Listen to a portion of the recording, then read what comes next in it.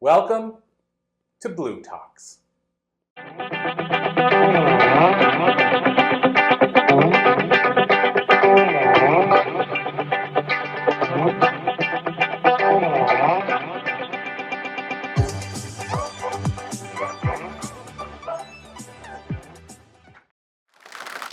All right, well, hey everybody, we're back again with another live interview.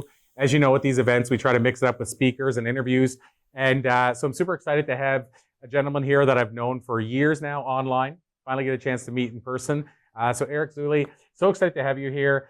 Eric, where we usually jump in, and I know we have a short interview, so I don't want to steal a lot of thunder, kind of asking you to share a full bio. But do you mind telling us a little bit about who you are, what you do, just before we jump in? Great, and thank you for having me. This is my first time at UCLA, so it's kind of a cool thing to add to your resume, right? I'm that repurposer. I'm the guy that is going to help you resource and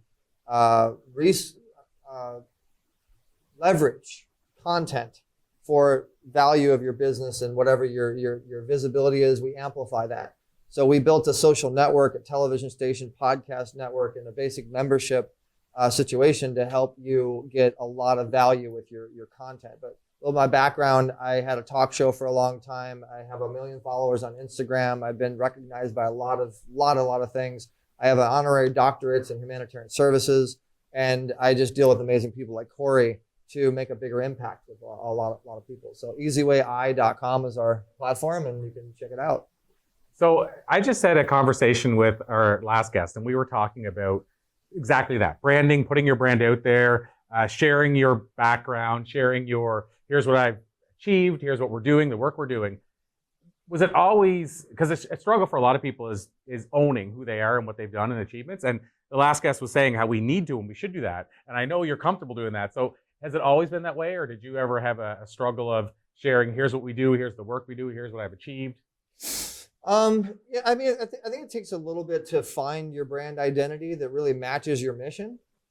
So when I first started, no, it wasn't perfect. I mean, we probably did about 15 different attempts to really get that right brand that matched the fact that we want to drive people to positive spiritual energy and family-oriented relationships and things like that. So if you look at our brand, it's a little E and a big Z, and it's gold, and gold stands for God.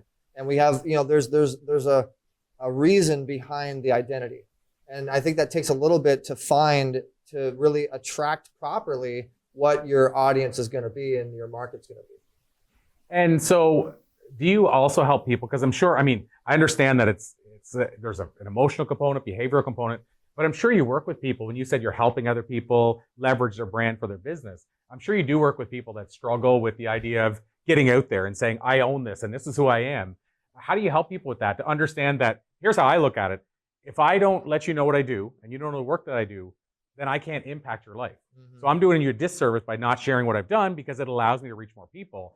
So how do you work with those people that are struggling with that, but you know that they have a great message that needs to reach the world? Going back to that brand identity, first and foremost, we help people to find their identity to really match their market perfectly. And then once that actual identity is created, then you got the whole process of collecting data, automation, having your social media correct, having your banner be right. Like a person's impression you should grab their attention within a minute to 6 seconds.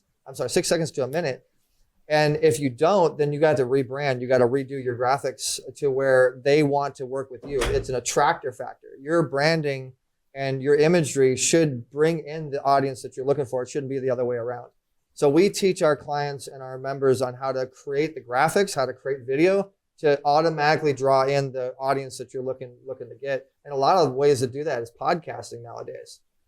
Well, and it's interesting you said the 6 seconds. I mentioned that number. Tom Ziegler, so Zig Ziglar's son, shared with me, and I asked him what one of the things he felt that Zig did so unique that allowed him to resonate with audience. And he talked about how the psychologist once went in and watched Zig talk, and afterwards he said, "Do you want to know, Mr. Ziegler, why I think you're so impactful?"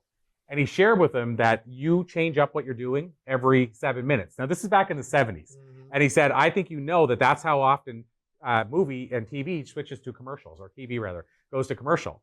So in other words, you're switching it up. Psychologically, we were taught only to listen for 7 minutes. Now it's a commercial. But what's interesting is Tom said, I think then Dad had 7 minutes. He said today we probably have 7 seconds. And so it's interesting he said 6 seconds. They say, I don't know if you've heard this, Time Magazine said not that long ago, our attention span now for the first time in history is shorter than that of a goldfish. And a goldfish is 8 seconds. So my question on all of that, Eric, what I'm driving at with that is, how do we, in 6 seconds, I know you talked about the brand and make sure it's done properly, but how do we capture somebody in 6 seconds in such a busy world like we're in now? That's a great question, Corey. It's benefit language. So when you're building a landing page or your social media, the first thing people are going to look at is the description to learn about you. Those first 6 words is the first 6 seconds people are going to attract. They're going to receive from you. So you got to have impactful words that grab a hold of people's attention based upon what it is that you do. So if you use LinkedIn or Facebook or Instagram, you get that little description under it. Those first, couple of sentences is where it's all at. So you got to really know what it is your market's going to be and what words you want to use to attract, your audience as fast as possible. So that brings up a good question on those words, let's say on LinkedIn or what have you. Now I was taught, and I think there's maybe no right or wrong, but I was taught that it should be focused on the outcome for the client. Do you think it should be focused on the outcome or should it be focused on the work that you do? You know what I mean? Like LinkedIn, it's like I help people get paid thousands of dollars for sharing their message. Mm-hmm. So that's kind of what I help people do, but it doesn't really tell them who I am. So do you have a preference or a thought on which should be the case? Or? Case studies and testimonials are everything. So if you can prove that you are because there's too many people that say that they can do things, but they can't necessarily walk the walk. They talk the talk. So if you have proof, I don't do business with anybody that I'm trying to get help from unless they can prove to me that they've helped 10 or more people be able to do what they said that they can do. So I think that they have to really show that they have a good case study and a testimonial. I would also say that the other side is really important as well, because you have to have the history and credibility behind what you're saying that you can do. So basically, it's the third-party perspective that people attract to. So, this is a complete deviation from there, but I know you've had some very notable influencers, thought leaders, what have you, associated with the brand on for interviews and stuff like that. Question I get all the time, so I'm curious your take on this, is how can I connect with an influencer? How can I get them to take me seriously? How can I get an influencer to jump on my show? Do you have any kind of, we'll call it strategy, or is it just been building relationships and depositing in that, or a mix of both? Or That's a really good question. From what I've seen is when you go around people that are impactful and have already done it and have already been successful, being real, they respond to real. They want to actually help people to be like them. So when you come across them, even on social media, you want to be as real as possible. But at the same time, they're going to do the research, or their assistants, their teams are going to do their research. So you have to make sure that your Google checks out, is what I tell people. So when people are going to look you up, it checks out and it represents you properly. And that goes through all your social media platforms. But what a lot of people look at, a lot of influencers will look at, is how you are doing your own business and how complicated it is. Are you simplified, or are you all over the place? Are you scattered? So you want to make sure you focus on one particular vehicle that drives all those other vehicles. And the bigger influencers, the bigger people that are successful know that. So they kind of look if you're scattered or if you're prepared. So now this is just a side question out of that, but do you find it challenging when you're dealing with somebody who maybe has a pretty intense schedule? Do you find it challenging to schedule a time, make it work, not have changes happen? Because I struggle with this sometimes. Like, just an example. I won't say names. I kind of said the names earlier so you can figure out which ones you choose are the ones. But I scheduled interviews on Saturday with 3 fairly big influencers, and 2 of the 3 had to change the times completely, and one of them said I might be late but made it on time. But all 3 of them commented I might not be able to make that time. And that's a challenge. I had to be flexible to make that work, and it meant driving different directions and stuff. So I'm curious your thoughts on how do you get them there, and then at the same time, do you have to be flexible? Well, that's a really good point, Corey. It's one of the reasons we put an appointment button on our customers, our members' profiles. That way people can actually go directly to their appointment calendar, Calendly, or whatever you might use.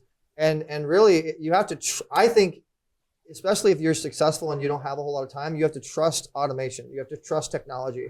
And really that becomes your secretary, and that becomes, Alexa's my best friend. I mean, I can't live without Alexa, right? So like today, for instance, before coming here, I forgot that I had a 12 o'clock with the owner of World Podcast Network.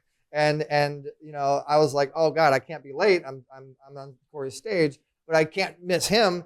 Luckily, I have technology, and I was able to go on my mobile phone, do the Zoom, and I made it look like I was still in my studio because the background was so cool. But I wouldn't have even remembered it if it wasn't for that calendar reminding me. And I have Alexa set up to my phone, so like Alexa's my assistant. Well, I bring this up too, Eric, because a lot of people don't see behind the scenes. And so and again, I'll say random because there's multiple people tomorrow. We had one person tomorrow that originally said they could only make today work. And then I was with them today, and they said, oh no, I can only make tomorrow work. Mm-hmm. So you don't see behind the scenes that Heidi had to go and do some magic to make that change happen. But we try to be flexible, but it is really hard. And that's why I'm curious. I think still, if you get an opportunity to be on a stage, any stage, especially a stage at UCLA, you make the time work for them, for that producer. And also being an event producer myself, and I've done over 2,000 events, there's a respect threshold, I think, and for people to say, oh, I can only do this, to me, that makes, I mean, does that person think that they're better than you are? Like, why do we have to work on your time? So if you're a speaker, if you're an influencer, you really should be respectful of that producer and work with that time slot. And so, just to be appreciative. So a question I get all the time, and I like asking people this that do a lot of interviews and run events, is, favorite's a bad word, like who's your favorite guest? But can you share with us, is there a memorable, whether it was a guest on one of your shows or whether it was a special guest that came to one of your events, but is there one or two that have impacted your life that jump right out? Because I know there are for me. I can tell you which one. Oh my God, man. I've interviewed 4,000 celebrities that are amazing, impactful people. But one particular one that stands out, Carl Weathers. He just passed away. The Rocky, and Predator and everything else he's done. You can watch this interview on YouTube. My interview with Carl Weathers definitely stands out. Larry Namer, the co-founder of E! Television, that me walking in his footsteps, meeting him for the first time and being able to learn from him. The creator of the Make-A-Wish Foundation, Frank Shankwitz. I thought that was really cool. And someone that successful that made an impact in so many children's lives and so many other individuals that follow the biggest brand in the world. I mean, he took my hat off my head and put it on his and put his cowboy hat on mine. And he was like playful and stuff. And those are memorable moments, but there's been a lot. Well, and it's funny you mentioned both of them because as you know, I was at the Secret Knock last week, and both of them have been a big part of that event. Like Larry, I don't know if he was there this year, but I know the last 3 or 4 years he was there. And I know Frank, I mean, that's where I think that's the connection that sort of helped his documentary come to life. And so it's just interesting, synchronicity that both of them would have been a part of that event. So just a follow-up to that, with, for example, Carl, was it because this is an iconic person that maybe you watched throughout the years, or was it stuff that he said, or was it a mixture? I'm just curious what made it memorable. I'm a big Rocky fan. I'm like, man, I'm nervous. I'm being Carl Weathers here. Like you're Carl Weathers. But he said some pretty interesting things, and it was really more about the audience. The way that he was doing the interview is when we interview people, it's what you need to know to succeed your goals. So our audience are learning from impactful people to learn how to succeed their own mission, their own pathway. And he really gave some good advice on it's all about the audience. I do what I do for the audience. I'm here for the audience. And I can think of so many interviews that Richard Dreyfuss was another one. And I will never forget, because I asked him, I said, what's your secret to success? And he goes, and I said, I'm from Hollywood. And he goes, get out of Hollywood. Go to New York, and those are just little, memories, little things I'm going to remember. But follow me, guys. Eric Zuley on Instagram. You'll see a lot of cool interviews. Well, and I guess the other question I have is, how do you be everywhere at once? And so what I mean by that is, so I was at the Secret Knock, and Eric said, "Oh, we're at the Secret Knock too." And then I was a part of Speaker Connections, and then I get on there, and Eric's on there, and he said, "Oh, you should come to our event here." And so you're everywhere at once. And so how's that possible? Trust in your team and serve first. I now don't really think about myself anymore. I think about how I can impact other lives. I've been in a lot of blessed situations. And so like A. Ross is here right now doing interviews for us. And her dream is she wants to host, she wants to meet people, she wants to network, she wants to be on stage, she wants to speak. I'm like, oh, I know the magic, the system for that, the secret to success is a microphone. So if I put a microphone in your hand properly, you're going to get a lot of doorways and opportunities. Same thing with we have a couple of our other members here. Drake is one of our members, and I called him last minute. I said, "Hey man, I'm gonna be at UCLA at this Blue Talks thing. You should come down." And he made it. He actually made the time and effort. And I always tell people, action takers are money makers. And one of the things I look at is the people in my community that take action. Those are the people I reward. Those are the people that I appreciate. We have Maurice Smith here, who is our journalist for EzWay News. You know, so like any opportunity I get, I do everything I can to give it to my EzWay family. And they appreciate that. I always talk about the power of appreciation, power of association, and power of affiliation are the ways that you're truly going to be successful. And association, hey, you're at UCLA, you're with Blue Talks, with Corey. I mean, Corey's not even like putting it out there, but for my cameras and EzWay TV, I mean, this man's in the Forbes Coaches Council. He goes on and on. He's very, established in a lot of different ways. And that's power of association. His audience is going to, support my audience, hopefully, and vice versa.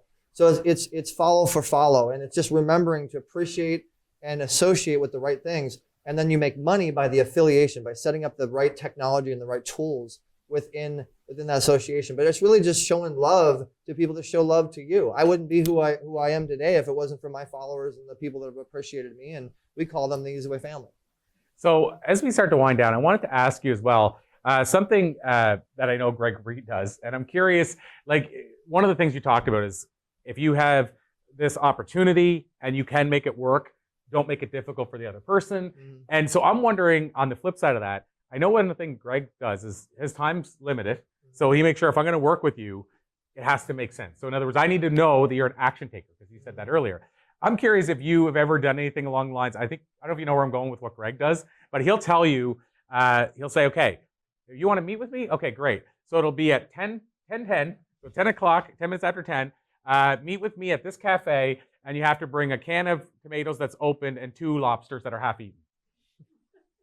So he makes it so that I need to know you're serious. And he said, because I know the people that show up with that are all in. Yeah. Anyway, so I guess I'll ask out of that, what are your thoughts on that? Well, I've never personally experienced that because I go way back with Greg, close to 15 years. We did a big event at the Los Angeles Convention Center together. We've known each other for a long time, and now we're JV partners with Secret Knock and EzWay, and we're just friends. We support each other as much as we can. So I have not gone through the process most people have gone through, but I can totally see that. Because the bottom line is your time is really important, and a lot of people's time is money, and people want you to respect them when they're giving you their time to help you.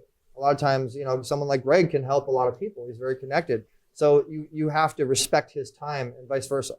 Yeah, I find it both humorous and I get it.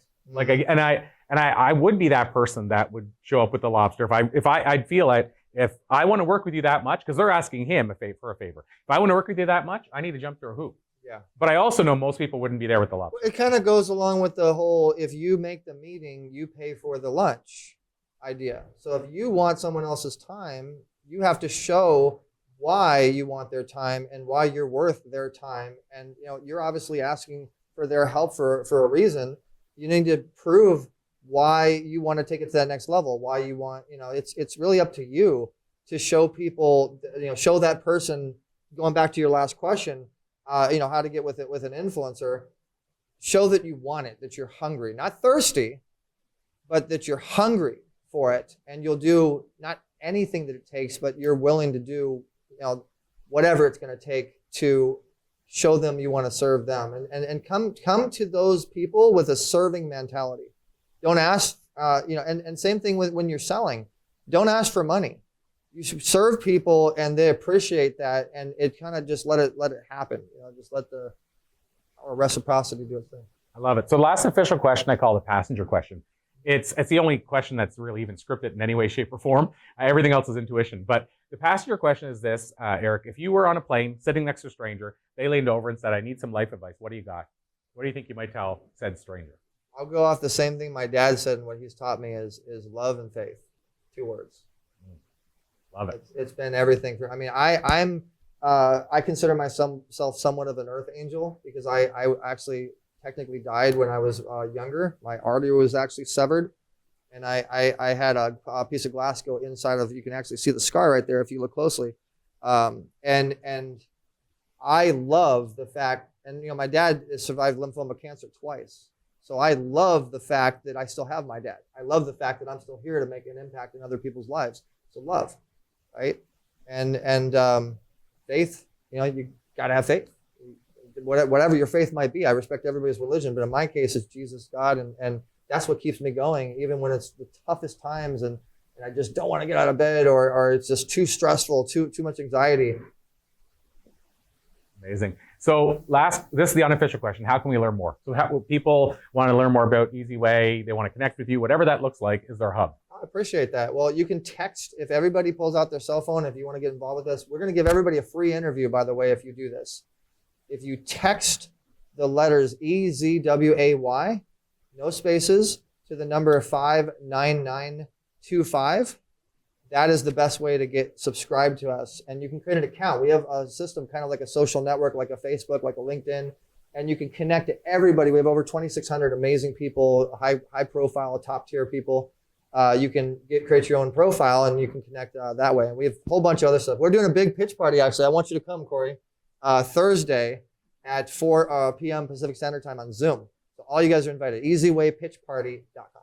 And I had one person I see in the audience ask for a repeat of, I think, the number. Oh, so you text the letter EzWay all together in where it says message, and then where it says 2, the phone number is 59925. 59925. Awesome. Amazing. Eric Zuley, always a pleasure. To be continued. Thank you, Corey. Appreciate it. Thank you. Awesome. No time for Q&A, so I'll take Q&A in the back.